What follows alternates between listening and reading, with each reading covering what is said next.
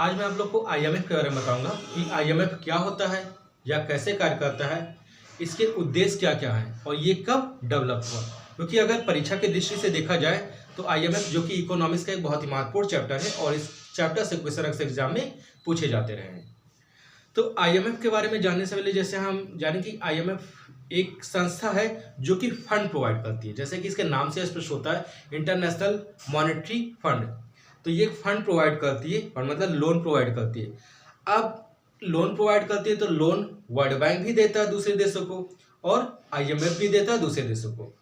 But जो IMF देता है वह उन देशों को देता है जिनकी आर्थिक स्थिति अच्छी नहीं रहती है और उनकी आर्थिक स्थिति में सुधार करने के लिए आईएमएफ लोन प्रोवाइड करता है।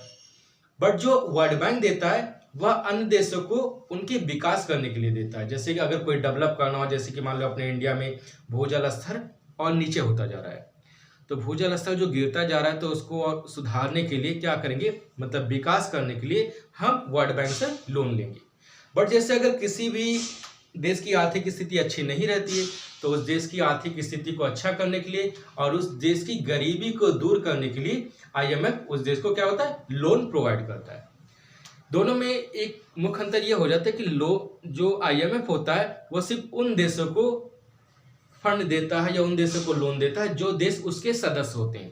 वैसे भारत तो इसका संस्थापक सदस्य है, क्योंकि जब ये इसकी स्थापना हुई थी उसी समय से इसका सदस्य है। तो जो इसके सदस्य होते हैं आईएमएफ के जो देश, उन देशों को ये लोन देता है। और किस लिए देता है, ताकि उनकी आर्थिक स्थितियां सुधर सके। अब कहने का मतलब कि आर्थिक स्थिति सुधर सके तो ये हुआ कैसे, कब डेवलप हुआ, क्या योजना रही इसको डेवलप करने की। तो जैसे कि आपको बता दें कि जब आपका द्वितीय विश्व युद्ध चल रहा था, द्वितीय विश्व युद्ध लगभग 1939 में, तो जब 1939 में युद्ध चल रहा था तो आपको मालूम है कि जैसे जब दो लोग लड़ाई करते हैं तो दो लोग लड़ाई करते हैं या दो से अधिक लोग लड़ाई करते हैं तो उनका विकास रुक जाता है। मतलब कि लड़ाइयाँ करने पर विकास रुक जाता है, कहीं भी दो लोग का होगा। तो जब दो देश लड़ाई करते हैं तो उनका विकास रुक जाएगा और विकास तो रुक ही जाएगा, साथ ही साथ वो और पीछे होते चले जाएंगे। जैसे कि आप देखते हैं कि जिन देशों में ज़्यादातर हमेशा युद्ध छिड़े रहते हैं वो देश अक्सर पीछे ही रहता है। तो युद्ध छिड़ने से पीछे तो हो ही जाता है, साथ ही साथ आर्थिक स्थिति भी बेकार हो जाती है। तो जब द्वितीय विश्व युद्ध चल रहा था 1939 में, उस समय जिन देशों में लड़ाइयाँ चल रही थी तो उनकी आर्थिक स्थिति बेकार हो ही जाएगी। ऐसे कंडीशन में अमेरिका के मन में एक प्लान आया कि क्यों ना हम एक ऐसी संस्था को डेवलप कर दे जो संस्था उन देशों को लोन प्रोवाइड कर सके या उन देशों की मदद कर सके जो देश की आर्थिक स्थिति अच्छी ना हो। तो अमेरिका ने आईएमएफ का प्लान, अमेरिका में लगभग 1943 में एक प्लान सोचा गया। द्वितीय विश्व युद्ध के बाद में 1943 में प्लान सोचा गया।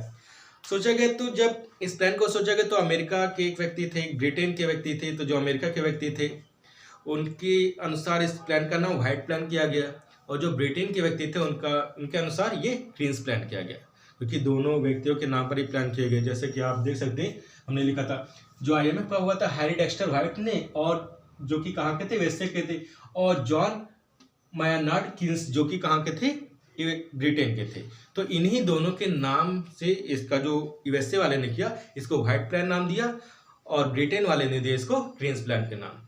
तो आपको इतना पता है कि जैसे जो आपका आईएमएफ था एक ऐसी संस्था थी जो कि आर्थिक स्थिति से जूझ रहे देशों की मदद करता था। देन जब इस प्लान को देखा गया 1943 में, इसको सोचा गया कि हाँ 1943 में ऐसा प्लान लाया जाए जिससे हम दूसरे देशों की मदद कर सकें। क्योंकि आप देखेंगे अगर जब दो लोगों का लड़ाई होगा तो तीसरा क्या करेगा, तीसरे का फायदा ही होगा। और तीसरा आईएमएफ ने यही सोचा, मतलब यूएसए ने यही सोचा कि अगर इनको हम लोन देंगे तो जाहिर सी बात है तभी तो आज प्रेजेंट टाइम में यूएसए क्या है, सबसे पावरफुल कंट्री बना हुआ है, क्योंकि वो उसी समय से पावरफुल बनता हुआ चला आ रहा है। और जो देश लड़ाई करेंगे वो देश पीछे होते चले जाएंगे। अब जब आईएमएफ ने 1943 में क्या हुआ कि प्लान सोचा तो 7 जुलाई सन 1944 को इसकी स्थापना हुई। कब हुआ, 7 जुलाई सन 1943 को, सॉरी 44 को, क्योंकि 43 में तो इसको सोचा गया। जो स्थापना हुई वो ब्रेटन वुड्स में हुई, जो कि कहाँ पड़ता है, यूएसए में हुआ। तो यूएसए में ब्रेटन वुड्स में हुआ। ब्रेटन वुड्स में एक जगह रहता है जिसको न्यू हैम्पशायर कहते हैं। तो न्यू हैम्पशायर, आप इसको नाम याद रखेंगे कि ये आपका यूएसए के ब्रेटन वुड्स में न्यू हैम्पशायर एक स्थान है, वहां पर इसकी स्थापना हुई या इसका अधिवेशन हुआ। जब अधिवेशन हुआ तो उस समय सिर्फ एक ही आईएमएफ का नहीं हुआ, बल्कि दो संस्थाओं का हुआ। एक आपका वर्ल्ड बैंक था और एक आपका आईएमएफ था। तो आईएमएफ और वर्ल्ड बैंक दोनों एक साथ हुआ, एक ही जगह पर हुआ। जैसे एग्जाम में पूछा जाए कि आईएमएफ कब हुआ डेवलप या वर्ल्ड बैंक कब हुआ डेवलप, तो दोनों का डेट एक ही था। ये दोनों एक साथ होने की वजह से इनके कुछ और नाम भी रख दिए, जैसे कि सिस्टर ट्विंस, मतलब कि इसके बहन भी कही जाए तो वुड्स, ब्रेटन वुड्स का अगर दूसरा नाम कह दे कि सिस्टर ट्विंस किसे कहते हैं, तो आप सिस्टर ट्विन ब्रेटन वुड्स जो जगह थी जहां पर दोनों का नाम हुआ, क्योंकि आईएमएफ और वर्ल्ड बैंक एक दूसरे की सिस्टर ट्विंस कहलाती हैं। और तीसरा एक कहते हैं ब्रेटन वुड्स ट्विंस, ट्विंस मतलब से जुड़वा होता है क्योंकि दो थे एक साथ में, तो वहां पर भी दोनों का मतलब एक साथ में दोनों का जहां जन्म हुआ, ऐसा उसका नाम रख दिया गया कि ब्रेटन वुड्स ट्विंस और सिस्टर ट्विंस, जो कि कहाँ था, न्यू हैम्पशायर में था। और ये कहाँ पड़ता है, यूएसए में पड़ता है। तो आपको मोटी मोटी ये बातें याद रखनी है कि आईएमएफ का पूरा नाम इंटरनेशनल मॉनेटरी फंड और वर्ल्ड बैंक दोनों की स्थापना एक ही समय हुई, लगभग 7 जुलाई 1943, लगभग क्या बल्कि कन्फर्म 7 जुलाई 1944 को। मेरे मुंह से 43 निकल जाता है, 43 मतलब 43 में ये प्लान सोचा गया था और इसको जब स्थापना हुई इसकी तो 1944 में हुआ था, 7 जुलाई 1944 को। तो इसके बाद में जब इसको स्थापना होगी, लेकिन ये आपका जब इसका उद्घाटन हुआ तो उद्घाटन इसका कब हुआ, 27 दिसंबर सन 1945 को इसका उद्घाटन हुआ। लेकिन ये वर्क अपना वास्तविक वर्क जो करना शुरू करी वो कभी 1 मार्च 1947 को। देखिए 1 मार्च 1947 को इसका पोर्टल से इसने वर्क करना शुरू कर दिया। तो इसके बाद में जब आपका ये वर्क शुरू हुआ तो इसके 2 कार्यालय थे, क्योंकि वैसे तो सभी संस्थाओं का कार्यालय एक ही जगह होता है, इसके 2 कार्यालय थे, एक आपका था पेरिस और दूसरा था जेनेवा। अब इसका जो मुख्यालय था वो वाशिंगटन डीसी पड़ता है। कहाँ पड़ेगा,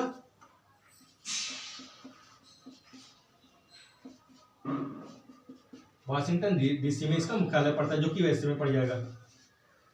तो वाशिंगटन डीसी में पड़ता है और इसका जो मुख्यालय रहेगा वो पेरिस और जेनेवा 2 जगहों पर इसका मुख्यालय पड़ा, जो कि कहेंगे पूछा था कि इसका कार्यालय कहाँ पड़ता है, तो कार्यालय आपका पेरिस और जेनेवा पड़ता है और इसका जो मुख्यालय था वो मुख्यालय आपका वाशिंगटन डीसी में पड़ा। अब जब इसका वास्तविक रूप से इसने 1 मार्च 1947 से कार्य करना शुरू कर दिया तो इसमें पूछा था कि इसमें टोटल सदस्य कितने रहते हैं, प्रेजेंट टाइम में सदस्य कितने हैं, इससे पहले इसके टोटल सदस्य कितने थे। तो इसमें जैसे वर्ल्ड बैंक में और आईएमएफ में दोनों में सेम रहते हैं, जैसे कि जितने सदस्य आपके इसमें रहते हैं आईएमएफ में उतने सदस्य उसमें भी रहते हैं। तो 189 सदस्य आपके प्रेजेंट टाइम में आईएमएफ में हैं। जैसे ये पूछ जाते हैं कि टोटल प्रेजेंट टाइम में कितने, और 189 जो सदस्य 189 वो कौन से नंबर का सदस्य अभी जुड़ा है, और इससे पहले 188 जो सदस्य थे वो कौन से थे। तो 188वां सदस्य और 189वां सदस्य पूछा था एग्जाम में, तो आप उसको भी नोट कर सकते हैं। 188वां सदस्य जैसे आपका दक्षिणी सूडान जो कि आपका लगभग 12 अप्रैल 2012 को जोड़ा गया, और एक था आपका 189 जो कि आपका ये भी आपका 12 अप्रैल 2016 में। तो ये दोनों आपका जैसे टोटल तो 189 होते हैं, लेकिन 189 में कौन सा देश सबसे लास्ट में जोड़ा गया और इससे पहले कौन सा देश था, दक्षिणी सूडान था। तो ये दोनों आप याद रखेंगे। बाद में कहते हैं कि जो आईएमएफ है और वर्ल्ड बैंक है, तो एक संधि के अनुसार जो आईएमएफ होता है उस पर नियंत्रण फ्रांस का होता है, और जो वर्ल्ड बैंक है उस पर नियंत्रण अमेरिका का है, क्योंकि एक संधि के अनुसार ऐसा हुआ है। अब वो संधि कौन सी थी वो तो वही सब जाने, या कौन संधि थी उसको तो इस समय प्रेजेंट में ध्यान दिए। तो आईएमएफ पर नियंत्रण किसका, फ्रांस का है, और वर्ल्ड बैंक पर नियंत्रण अमेरिका का है। एक और पूछ रहे थे कि प्रेजेंट टाइम में इसके वो मतलब कि इसकी अध्यक्ष कौन है। तो प्रेजेंट टाइम में जो इसके अध्यक्ष रहते हैं, जो आपके वर्ल्ड बैंक के हैं, तो वर्ल्ड बैंक के अध्यक्ष आपके जो वर्ल्ड बैंक के अध्यक्ष रहेंगे वो आएंगे डेविड मालपास। तो हम इधर कर देते हैं ना, देखिए वर्ल्ड बैंक के जो प्रेसिडेंट है प्रेजेंट टाइम में, क्योंकि अध्यक्ष तो कोई ना कोई रहेगा ना, तो इसमें कहेंगे डेविड मालपास जो कि वर्ल्ड बैंक के अध्यक्ष रहेंगे। और इसके बाद फिर कहते हैं कि अगर वर्ल्ड बैंक के अध्यक्ष डेविड मालपास है तो इसके कौन है, आईएमएफ के कौन से होंगे। तो आईएमएफ के जैसे कि मैंने इधर लिखा ही हुआ क्रिस्टालिना जार्जीवा, बुल्गारिया की जो भी, यानी कि उन्होंने बुल्गारिया की एक महिला है जिन्होंने क्रिस्टालिना जार्जीवा है, ये प्रेजेंट टाइम में आईएमएफ की अध्यक्ष है। अब आईएमएफ में 189 अगर सदस्य हैं, तो ये 189 सदस्य आते कहाँ से? ये सभी देशों से अपने अपने गवर्नर भेजे जाते हैं। जो सभी देशों से अपने अपने गवर्नर भेजे जाते हैं, तो जैसे वैसे तो इंडिया भेजता है अपना गवर्नर, लेकिन इंडिया मतलब कि गवर्नर को भेजने में बहुत ही कॉस्टली हो जाता है। तो कॉस्टली होने की वजह से सभी देश नहीं भेज सकते। जैसे कि श्रीलंका, भूटान, बांग्लादेश, इन तीनों देश के गवर्नर और इंडिया के गवर्नर, मतलब चारों देश के गवर्नर एक ही होते माने जाते हैं, मतलब एक ही होता है, क्योंकि इंडिया भेजता है और श्रीलंका, भूटान, बांग्लादेश से सब कहते हैं कि आपका गवर्नर जो वहां से जो मतलब जो भी डिसीजन लेकर आएगा उसी को हम भी फॉलो करेंगे, इसलिए मेरी तरफ से आप अपने गवर्नर को ही मेरी तरफ से भेज दिया करिए, क्योंकि सभी देश अपने अपने मतलब गवर्नर को नहीं भेज सकते, बहुत ही कॉस्टली हो जाता है। तो भूटान, बांग्लादेश और श्रीलंका, इन तीनों देश के गवर्नर भी इंडिया के ही गवर्नर होते हैं।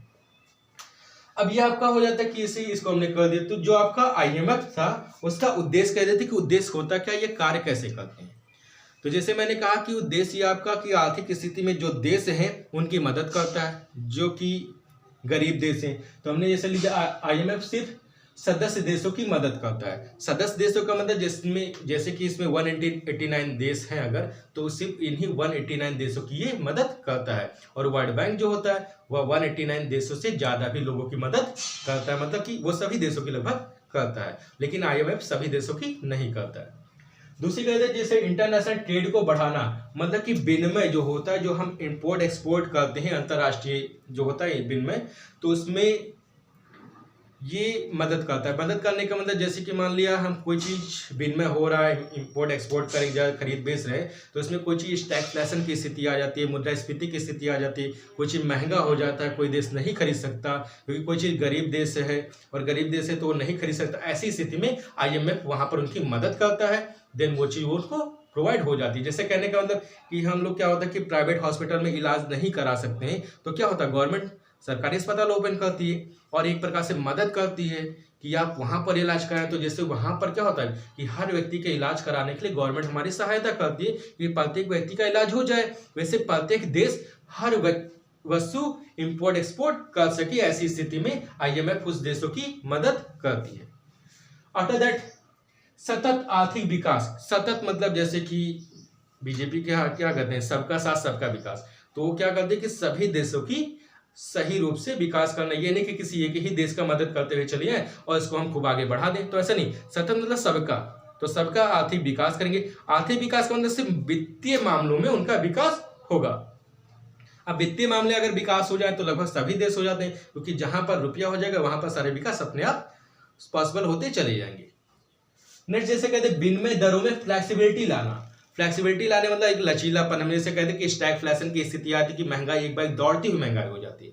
अब दौड़ती हुई महंगाई हो जाती है, जैसे कहने का मान लो कोई देश है, उस देश में पेट्रोल जैसे कहते हैं 100 रुपया लीटर, फिर 150, फिर 200 रुपया लीटर हो गया, तो क्या ये दौड़ती हुई महंगाई हो जाती है। और जो दौड़ती हुई महंगाई हो जाती है उसको क्या कहते हैं, स्टैगफ्लेशन की स्थिति। और स्टैगफ्लेशन, अब ऐसी स्थिति में महंगाई को नियंत्रित करने के लिए क्या होगा, वहां पर आईएमएफ लोन प्रोवाइड करेगा और इसे वहां पर एक मदद करेगा। हालांकि ये काम तो WTO भी करता है, जो कि क्या कहते हैं वर्ल्ड ट्रेड ऑर्गेनाइजेशन होता है, तो वहां वो भी करता है, बट यहाँ पर आईएमएफ भी वहां पर मदद करता है।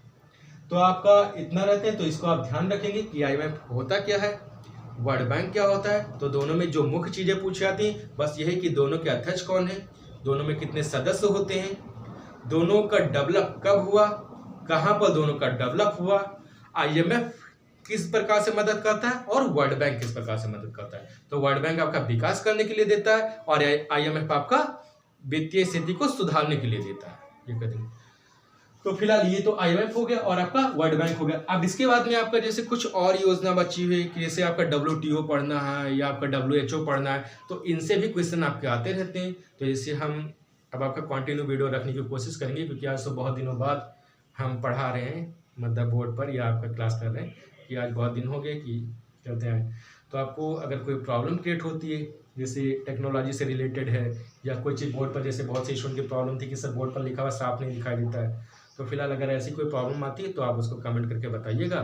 और फिर जिस टॉपिक पर इकोनॉमिक्स में अगर आपको पढ़ना है कि सर ये टॉपिक्स मुझे चाहिए, यही टॉपिक्स में थोड़ा डिटेल में चाहिए, तो वो टॉपिक्स आप कमेंट करके बताएंगे। मैं कोशिश करूँगा कि वो टॉपिक्स आपके सामने रखा जाए, ठीक है। तो वीडियो आपको कैसे लगी इस सर कमेंट करके आप जरूर बताइए। Thanks for watching this video.